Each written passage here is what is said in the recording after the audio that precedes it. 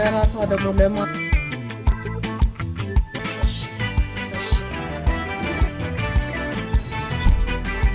እንዴት ናችሁ ቤተሰቦቼ? ሰላም ነው ወይ? እግዚአብሔር ይመስገን በጣም ደህና ነኝ።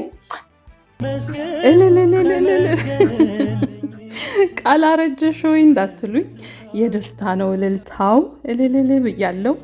ምርዬ እንኳን ማርያም ማረችሽ። ምርዬ ወለደች፣ በሰላም ተገላገለች። በጣም ብዙዎቻችሁ ምርዬ ጠፋች፣ አረ ወይዘሮ እጅጋየሁ ሴት ጠፉ። ለወይዘሮ እጅጋየሁ ባይዘው እኛንም ነው በዛው የዘጉን። ግን አሁን ቆይሳቸውን እንትን አንልም። ግን እንኳን ደስ አላችሁ ብያለሁ ለመላ ቤተሰቦቼ። በቃ እግዚአብሔር ምን ይጎልበታል አይደለም? ሁሌም በቃ ቤታችንን በደስታ በአዲስ ነገር በበረከቱ እየሞላ የሚያኖረን አምላክ ክብርና ምስጋና ለሱ ይሁን። ምርዬም እንኳን ማርያም ማረችሽ ብያለሁኝ። በቃ ወይዘሮ እጅጋየሁም አልተቻሉም። ሰሞኑን በቃ ቤታቸውን ሞቅ እያረጉ እንግዶቻቸውን እየተንከባከቡ ያሉበት ጊዜ ላይ ነው።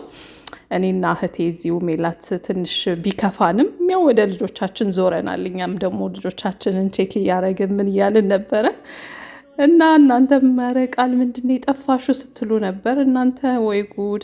ስንት አዲስ ነገር አለ። ወይ ጉድ! ለማንኛውም እስቲ ላሰማችሁ የእናቴን። መውጣት አልቻላችሁ፣ ምን ይደረግ? በጣም ያሳዝናል። ቀረባችሁ። ምርዬ ወልዳ ነው ጠፋሽ የሚሉኝ ሰዎች ምርዬ ወልዳ ነው በይልኝ እንግዲህ እና እዚሁ አድርጌ ልወስድላት ነው። ገንፎ ሰርቻለሁ፣ አጥሜት አለ። ዛሬ በግድ ነው ማበላት፣ በግድ። እሺ በሉልን ብለሽ ጋብዥልን አይሻልም? እንደዚህ አድርገን ዛሬ በግድ ላስበላት ነው። አሁን ቁርስ ሌላ ነገር በልታለች። አሁን ደግሞ ለአራት ሰዓት ላይ ይችን አስበላታለሁ። እዚህ ጋር አጥሜት ሰርቼላታለሁ። እንግዲህ ይኸውላችሁ ልክ የዛሬ ስንት ዓመት ነው ያንቺ ልጆች ሳረስሽ እንደነበረው ማለት ይህ ታቀርብላት። ቆይ እናንተ ደግሞ ምንድን ነው ሰሞኑን ኮንግራ ያልደረሰኝ ቴክስት የለም። እኔ እኮ ለእህቴ ራሱ እየነገርኳት በሳቅ እየሞትኩ ነበረ። እና አረ ቆይ ለእናቴ ረፍት እንስጣት፣ ገና ስንተኛ ስራ አለብን። እንዳልኳችሁ እኔ ብዙ አላማ ያላት አክስቶኛለሁ። እንደሆንም ለራሴ ስም አውጥቻለሁኝ። ብዙ ገና ለብዙ ሰው ብዙ ቤት የምንደርስበት አላማ ፐርፐዜን ለመኖር እየተዘጋጀ ያለው ሴት ነኝ እና እግዚአብሔር ይመስገን ለዚህ ላበቃን። እኔ የኔ ኤራ ምንድን ነው የሚባለው ሪች አንቲ ኤራ ላይ ነኝ ያለሁት። ራስ የመገንባት ፋይናንሻሊ ብዙ ነገሮችን የመስራት ፕሮሰስ ላይ ነኝ እና በቀደምም እንደውንም እንደዚሁ ለእናንተ ሜሴጅ ልኬላችሁ አንድ እናት አገናኙኝ እንርዳ፣ በዛውም ደግሞ የሆነ ድርጅት ፈለግ አድርጌ ከኔ ጋር ጨምሮ የሚረዳልኝ ፈልጋለሁ ስላችሁ ነበረ። ከዛ የሚስማማልኝ ያገኘሁና እንደተለመደው ነገርኩት። ምንም ችግር የለውም ብሎ እሱም አበረታኝ እላችኋለሁ። እስቲ የሱን ላሰማችሁና መለሳለሁ። የኛ መከራ እኮ ተቆጥሮ አያልቅም አይደል? ስንኖር በተለይ ሴት ልጅ በልጆቿ ስትፈተን ማየት ለኔ በጣም ከባድ ነው እና እንደምታስታውሱት ከዚህ በፊት ሱቅ እንደገዛው ነግሬያቸዋለሁ አይደለም? እሱንም ብዙዎቻችሁ እየጠየቃችሁኝ ነበረ። ባይዘዌይ ሱቁ በሙሉ ተሰርቶ ተሸጦ አለቀ። እኔ ነኝ የሸጥኩት ልበል እንዲህ ሁሉ ነው። እና ውጭ ያላችሁ እህት ወንድሞቼ፣ በተለይ ልጆች ያላችሁ ስፔሻሊ ደግሞ አሜሪካ ላላችሁ ይሄ ትልቅ መልእክት ነው። በጊዜ ገዛዙ፣ በጊዜ መያዝ ያለባችሁን ነገር ያዙ። ለማንኛውም እሱን አመሰገንኩትና ምን አዲስ ነገር አለ፣ ምንስ ይዛችኋል አሁን የሚለውን በዛው ጠይቄዋለሁ። እስቲ ከሱ ትንሽ እንስማና ከዛ እናት በጣም ያሳዘነችኝ እናት አለች ከእናንተ የመጣ ነው። እሷ ጋር እሷ ትረዳ ስላላችሁኝ እሷን ፒክ አድርጌ ለእሷ ያደረግነውንም በዛው አሳያችኋለሁ። ገርምሽ ነገር አያት ላይ የነበረው ሳይት ኦልሬዲ አድርጎ ዲሊቨር ልናደርገው ደርሰናል እና አሁን ቁልፍ እያስረከብን ያለንበት ሁኔታ ነው። አይ በጣም ደስ ነው ያለኝ፣ እውነት በጣም ደስ ይላል። አላሳፈራችሁኝም። እኔ ያመንኩበትን ነገር ለሰው እንትን ብዬ በጣም ብዙ ልጆችን ሄልፕ አድርገህልኛል። በዛም እኮራለሁ። በጣም ደስተኛ ነኝ። የሚገርምሽ ነገር አሁን ላይ እየሸጥን ያለነው ቆንጆ ሳይቶች ናቸው። የመጀመሪያው ያው ሳር ቤት ላይ ነው። ሳር ቤት ባለ 3 መኝታ አማራጮችን ያቀረብንበት ቆንጆ ስቶክ ነው። ያው ከዚህ ቀደም የነበረው ወዲያውኑ እንዳለቀ አይተሽዋል። አሁን ደግሞ በድጋሚ ሳር ቤት ላይ ባለ 3 መኝታ 139 ካሬ ይዘንላቸው መተናል። ከ139 እስከ 153 ካሬ ያለ ማለት ነው። 139 ካሬ፣ 143 ካሬ፣ 146 እንዲሁም በ153 ካሬ አማራጮች ሳር ቤት ላይ ይዘንላቸው መተናል ማለት ነው። ስለዚህ የመጀመሪያው አማራጭ የሚሆነው ሳር ቤት ነው። ያው እንደ ሁልጊዜው ሳር ቤት የቴምር ነው እስኪባል ድረስ ምን ያህል እንደተወደደ ታውቂዋለሽ። እና በዚህ የዲፕሎማቲክ ሰፈር ላይ ላይም ከ35 በላይ ኤምባሲ የሚገኝበት ነው። ለኢንቨስትመንትም ቢያከራዩት በጣም ያዋጣ ነው። ባይዞ ቦታው ላይ ባለ 3 መኝታውን አካባቢው ላይ ከ$2500 አካባቢ ይከራያል ቦታውና ለማከራየት ለሚፈልጉ ጥሩ የኢንቨስትመንት አማራጭ አድርገው የሚይዙበት ስቶክን የለቀቅንላቸው። ለኖርበትም ካሉ ያው ለመኖር ምቹ የሚባሉት ነገሮች የተካተቱ ናቸው። ትምህርት ቤቶች፣ ሆስፒታሎች፣ የንግድ ተቋማትና የሃይማኖት ኤሪያዎችን ሁሉ ያጠቃልላል። ይህም ስልሽ ምን ማለት መሰለሽ፣ ለምሳሌ አሁን ትምህርት ቤትን ስናስብ ጊብሰን ትምህርት ቤት የሚገኘው እዚሁ ሳር ቤት ላይ ነው። ከጊብሰን በተጨማሪ ደግሞ ኢትዮ ተርኪሽ ICAS የሚገኝበት አማራጮች ያለበት ቦታ ነው። እንደ ሆስፒታልም ስንል የኛ ሳይት አሁን እየሸጠን ያለ ነው ሲልክ ሮድ ሆስፒታል ፊት ለፊት ላይ ነው የሚገኘው ማለት ነው። ስለዚህ የሕክምና አማራጭ የሚገኝበት ነው። በነገራችን ላይ ቃል ሳር ቤት ፕራይም ሎኬሽን ነው እንደምታውቂው። ምን ያህል ፕራይም እንደሆነ ደግሞ ያው አንቺ ከዚህ ቀደም በነበረን ንግግሮች ላይ ታስታውሻለሽ። እና የመጀመሪያው አማራጭ ይሄን ማድረግ ይችላል እላለሁ። 139 ካሬው ጥሩ ዋጋ ይኖረዋል። እየሸጥን ያለ ነው ኦልሬዲ በG+21 በ3 አመት ውስጥ የሚረከብ ነው። ያው የማስረከብ ቴንደንሲያችንን አይተሽዋል። ከዚህ ቀደምም አያት ላይ ያለውን በዚህ ጊዜያት ውስጥ የምናስረክበው ሳይት ነውና ከነሱ ቀጥሎ አሁን ላይ እንግዲህ 3 ዲሊቨር የምናደርጋቸው ፕሮጀክቶች አሉ። ጋርመንት ላይ፣ አያት ላይ እና እንዲሁም በተጨማሪ ሳር ቤት ከዚህ ቀደም የሸጥነው ሳይት ላይ ነው ማለት ነው። ስለዚህ እነዚህን 3 ሳይቶች ከማስረከብ በኋላ በቀጣይነት የምናየው ቦታ ሳር ቤት ይሆናል ማለት ነው።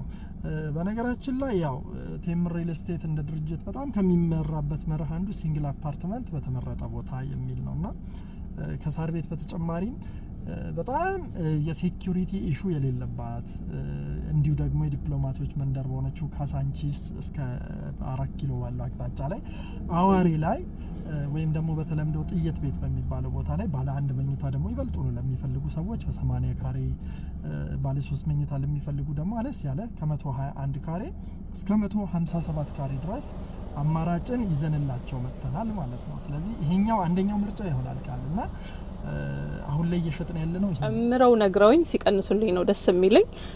ዲስካውንት ምን አዘጋጅታችኋል የሚለውን ንገረን። ኦኬ ቃልና ቅናሽ እንግዲህ ያው የታወቀ ነው። በእርግጥ ዝም ብለን አልመጣንም። በአሁኑ ትልቅ ቅናሽ ትልቅ ኦፈር ይዘንላቸው የመጣን ነው የሆነው እና ግን ያለው ጊዜ ውስን መሆኑ ብቻ ነው ትንሽ አጠያቂ የሚሆንባቸው። ለ15 ቀናት ብቻ የሚቆይ ታላቅ ቅናሽ ያደረግንበት እንትን ነው። ቴምር ሲባል ያው ዲስካውንት ኦፈሩ፣ አፎርደብል ቤቶቹ እንዲሁም ደግሞ ዲሊቨሪ ኢሹ የሌለበት ካምፓኒ ወደ አይምሯቸው እንደሚመጣ ለሁሉም ግልጽ ነውና ሳር ቤት ላይ ለምሳሌ 139 ካሬው ጠቅላላ ክፍያው 15 ሚሊዮን 200 ሺህ ብር ነው። የዚህኛውን 20% ዳውን ፔመንት ደንበኞች ይከፍላሉ። ይሄ ኖርማል አካሄዱ ነው። ስለዚህ በ15.2 ሚሊዮን ብር ባለ 3 መኝታ ግን ከሱ ላይ ኦልሞስት 20% ብቻ ቀድሞ ይከፍሉና ቀሪውን 5% እያደረጉ በ3 አመት ውስጥ ወይም በ36 ወራት ውስጥ አከፋፈላቸው የሚፈጽሙበት አማራጭ ነው ያለው። ነገር ግን ይሄ ብቻ አይደለም። ለምሳሌ ደንበኞች 30% እና ከዛ በላይ ደግሞ መክፈል የሚችሉ ከሆነ ቅናሾችን አዘጋጅተናል። ለምሳሌ 30% ከጠቅላላው ላይ ማለትም ከ15 ሚሊዮን 200 ሺህ ብር ላይ ለሚከፍሉ ደንበኞች የ15% ቅናሽ፣ 50% ለሚከፍሉ ደግሞ የ25% ቅናሽን አዘጋጅተናል። ነገር ግን 65% መክፈል ይችላሉ ለሚሉ ደንበኞች ኢሚዲየትሊ ከቶታል ፕራይስ ላይ 35% ቅናሽ እናደርጋለን። ይህም ወደ ቁጥራዊ ስለውጥልሽ ለምሳሌ 139ን ካሬ አንድ ሰው 30% ቢከፍል ወደ 800 ሺህ ብር ቅናሽ ገደማ እናደርጋለን። ነገር ግን በአንድ ጊዜ 65% ከፍላለሁ ለሚል ደንበኛ ደግሞ የቤቱ ዋጋ 9,900,000 ብር ይሆናል ማለት ነው። ስለዚህ ቃል ምን እያልኩሽ ነው ያለሁት ባለ 3 መኝታ ሊያውም በጣም ፕራይም ሎኬሽን ሳር ቤት ላይ በ9,900,000 ብር በአንድ ጊዜ ለሚከፍሉ ደንበኞች ያዘጋጀነው ኦፈር አለ። ይሄም ከመጀመሪያው ዋጋ ጋር ስታነጻጽሪው ኦልሞስት የ6 ሚሊዮን ብር ገደማ ቅናሽ አድርገናል ማለት ነው። ስለዚህ ይሄ ኢንተረስትድ የሚያደርጋቸው ይመስለኛል። በተመሳሳይ አዋሬ ላይ ለሚገኘው ሳይታችን እንዲሁ ቅናሽ ያደረግንበት ሁኔታ ነው ያለው። እዛም ላይ ባለ አንድ መኝታ 80 ካሬው እየሸጥን የምንገኘው ኦልሞስት በ8.8 ሚሊዮን ብር ገደማ ነው። እሱን ግን በአንድ ጊዜ ለሚከፍሉ ደንበኞች በ5.7 ሚሊዮን ብር ሙሉ ክፍያ አንድ የሚከፍሉ ከሆነ ይህን ኦፈር እንሰጣለን። በዚህ ማኳሃን ኦልሞስት ወደ 3 ሚሊዮን ብር ቅናሽ ያደረግንበት ነው ያለው ማለት ነው። ስለዚህ 120 ካሬውን በ8.4 ሚሊዮን ብር ባለ 3 መኝታ መግዛት ይችላሉ። አዋሪ ላይ በአንዴ መክፈል ይችላሉ። አሊያም ደግሞ በአከፋፈል 20% ብቻ ከፍለው ቀስ እያሉ እየሰሩ መክፈል የሚችሉበት አማራጭን ይዘን የመጣ ነው። ይህ ስናደርግ ደግሞ ከዚህ ቀደም እንዳልኩሽ ምንም አይነት የግብአት ውጤት ቢጨምር ሲሚንቶ፣ ብረት፣ ነዳጅ፣ አልሙኒየም በእነሱ ላይ ጭማሪ የምናደርገው ነገር የለም ማለት ነው። ስለዚህ ይህም በጣም ሴኪዩር የሚያደርጋቸው ጥሩ ነገር ነው ላለው እንዳጠቃላይ ያለው ቃል ይሄ ነው የሚለው። ዛሬ ላይ ይሄን ሀሳብ አምጥተሽ አንቺ እንትን ስትነግሪን እንኳን አደረሰሽ ከማለት አንጻር ስለሆነ እውነት ለመናገር እኛም በከፊል ነው ለማድረግ ያቀርነውና ለበዓል የሚመጥን ነገር ብቻ ነው ያዘጋጀ ነው። ነገር ግን በቋሚነት እሷ የምትረዳበትን ነገር እኛም እንደ ድርጅት የምናስብበት ይሆናል። ለአሁኑ ግን ምንም በተመለከተ መሰለሽ አሁን ከሽያጮች ጋር እኛ አሁን የነገርኩሽ የሳር ቤት ሳይቱና የአዋሬ ሳይቱ ላይ ደንበኞች ታገኘን በቀጥታ መርዳት የሚችሉበት አማራጭን አዘጋጅተናል። ይህም ማለት ከባለ 3 መኝታ ላይ ለምሳሌ ሽያጭ ሲገዙ አንድም እነሱ ንብረት እያፈሩ ነው የሚሆነው። ከንብረትነት ባሻገር ግን ነገ ላይ በጣም የሚያተርፉበት ነገር ለጽድቅ የሚሆን ነገር ይሰራሉ። ይሄም ማለት ከሚገኘው ላይ የምናስብላት ይሆናል ማለት ነው። ይሄም ማለት በሽያጭ አማካሪዎቻችን ከሚገኘው ፐርሰንት ላይ የ5% ተጠቃሚ የምትሆንበትን ለማድረግ አስበናል። ስለዚህ ባለ 1 መኝታ፣ ባለ 2 መኝታ፣ ባለ 3 መኝታ ያሉት ላይ ደንበኞች መርጠው ለታገኝ ብለው ሲገዙ እነሱ የሚጠቀሙበትም ይሆናል። እግረ መንገዳቸውንም ደግሞ ለጽድቅ የሚሆን 5% ተጠቃሚ እሷ የምትሆንበትን ነገር ነው ያመቻቸ ነው። ስለዚህ በአዋሬ በሳር ቤት እንዲሁም በሌሎች በኩል ያሉ ሳይቶቻችን ላይ ሲገዙ እንደ ቴምር እኛም 5%። ይሄ እንግዲህ አዲስ መንገድ በተለይ ኢትዮጵያ ሰርቪስ የሚሰጡ ካምፓኒዎች ለወገኖቻችን የሚደርሱበት በዛውም ንብረት እንትናቸውን እያስተዋወቁ ስራቸውን እያስተዋወቁ ለሰው እንዲደርሱ ያዘጋጀነው አይነት ነገር ነው እና ታገኘን ደግሞ አግኝተዋታል። እስቲ ከሷ ጋር የተጫወቱትን ደግሞ ላሰማችሁ። ቤቶች አቤት፣ ሰላም ለዚህ ቤት። እግዚአብሔር ይመስገን። እንዴት አላችሁ? እግዚአብሔር ይመስገን። ሰላም አላችሁ? መልካም ፍቃዶት ከሆነ እንግዲህ ዛሬ አንዳንድ ነገር ለመጫወት ነው የመጣ ነውና ቁጭ ለማውራት ከቻለን ብለን። እሺ እሺ እሺ። እሺ ሰላም እንደምን አለ? እግዚአብሔር ይመስገን። እግዚአብሔር ይመስገን ደህና። እስቲ መጀመሪያ በመተዋወቅ እንጀምርና ማን ልበልም? በቤት ታገኝ።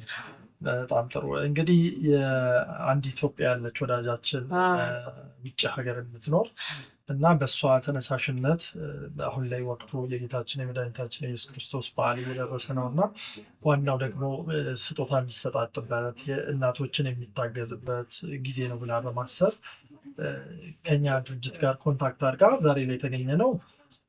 እርሶ ያሉትን ታሪክ ሼር አድርገው ለማገዝ ነው የመጣ ነው። የሚገርማችሁ ነገር መጀመሪያ ቪዲዮን ሳደርግ የመጀመሪያ ኮመንት ነው እንግዲህ ይሄ መጣውና ወዲያው ሳየው ልቤ ነው የተነካው። አንዳንዴ እግዚአብሔር በእውነት በሰው የሚሰራው ነገር አንዳንዴ በቃ ግርም ይለኛል እና ልጇ ይንቀሳቀስ ነበር፣ ፓራላይዝ ሆኖባት እንዲሁ ሰው እያገዛት ስትለኝ በቃ ልቤ ተነካ።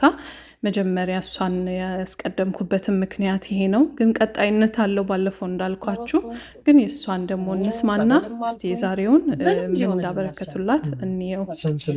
ሁለት ልጅ ነው ያለው። ስለዚህ አሁን ላይ መንቀሳቀስ አይችልም ልጇ? አዎ ትንሽ ተግሩም ምን ይጃለው እንትን እንደውም ሃሌሉያ ሁሉ ሄጄ ሊሆንም ላይሆንም ይችላል ህንድ ሀገር ሄዶ ይታከም ሁሉ ብለውኛል። ግን ምንም እንትን አላለም። ሊሆንም ላይሆንም ይችላል ስላሉኝ ያን ነገር ያው እንትን ለምኜም ይሄዱ ነበር። ግን ሊሆንም ላይሆንም ብለው እነሱም ዝም ስላሉኝ በቃ ተውኩት። ልጃችን አለች በአሜሪካ የምትኖር በጣም ቅን ኢትዮጵያዊ ነች። ከዛ ባሻገር ደግሞ እናቶችን ማገዝን ቅድሚያ የምትሰጥ ነች እና እንደናንተ ያለ ጠንካራ እናት ሲኖር ያንን ማገዝ ላይ የምታተኩር ነች። እኛም እንደ ድርጅታችን ቴምር ሪል ስቴት ይባላል። ያው 8 ዓመት የቆየ በዘርፉ ነው። በዛ 8 ዓመት ውስጥ 7 ሳይቶችን ዲሊቨር ያደረገ ድርጅት ነው እና ይህ ድርጅትም እናቶችን፣ ሴቶችን በማገዝ ለረጅም ጊዜ የሚሳተፍባቸው የበጎ አድራጎት ነገሮች አሉ። እኛም ለምን አናግዝም በማለት ዛሬ ላይ እንደው እንደገና በዓል ስጦታ ሊሆን የሚችል ነገር ለማበረከት ነው አመጣጣችን። በሁለት መንገድ የሚረዱበት መንገድን ብናመቻች እንዴት ያዩታል? ጥሩ ነው። እኔ ቢታከምልኝ ነው ቆሞ ብሄድ ከጓደኞች እኩል ቢሆንልኝ ነው ደስ የሚለኝ። ጠንካራ እናት ናት። እኛም ዋናው የመጣንበት ምክንያት እርሶንም ልጆትንም ለማገዝ ነው እና ጠንካራ ሆነው እርሶ እስካሁን ያሳለፏቸውን ጊዜዎችም እሱንም በደንብ አውጥቶ ለተመልካቾች በማሳየት እናንተ ለታገኙበትን መንገድ ለማመቻቸት ነው ማለት ነው። ሄሎ፣ እንዴት ዋላችሁ? እግዚአብሔር ይመስገን። ሰላም ዋላችሁ? አለን፣ እግዚአብሔር ይመስገን። ቤት በጠበጥን አይደለ? አረ ምንም አልበጠበጣችሁምማ። ምን በጠበጣችሁ? እናመሰግናለን። አለን፣ እግዚአብሔር ይመስገን። ደህና ናችሁ? ደህና ናቸው፣ እግዚአብሔር ይመስገን። ደህና ናቸው። የመጀመሪያ ቶሎ ብዬ ሪስፖንድ ያደረኩት ሜሴጅ ነው። ያለች ቤተሰብ ጎረቤት ምን እያገዛት ነው ያለችው እና ጽፋለን ነበረ እና ከዚህ በላይ ደግሞ በምን ብትታገሽ ደስ ይልሻል? በዚህ ነገር በደንብ ትነግሪኝ። እኔ መታገዝ የምፈልገው እንደሱ ታክሞ ድኖልኝ ነው። በቃ ሕክምናም ካለው 2 ዶክተር አለ ብለዋል ውጭ ላይ ድኖልኝ አይቼ ነው የምለው ያለው። እግዚአብሔር ያግዝናል። ልክ እንደዚህ ነው በማያውቅ ሰው እግዚአብሔር የሚደርሰው። ትክክል። ኢንፎርሜሽኖችሽን እናስቀምጣለን። እኛም በአቅማችን እንግዲህ ለበዓል እንድረስ በሚል ነው ያስቸገርኳቸው። እነሱንም በአቅሜ ሳረግ እነሱንም አስቸገርኳቸው። እንግዲህ በደንብ ደግሞ ከእነሱ ጋር አውሪያቸውና ነገር ነግሮሻል።